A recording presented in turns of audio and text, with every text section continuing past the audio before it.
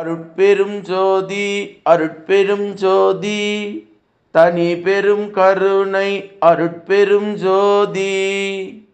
எல்லா செயல் கூடும் என் ஆணை அம்பலத்தே, எல்லாம் வல்லான் தாளே ஏத்து.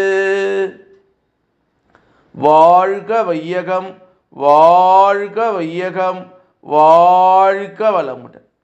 குரு வாழ்க குருவே துணை.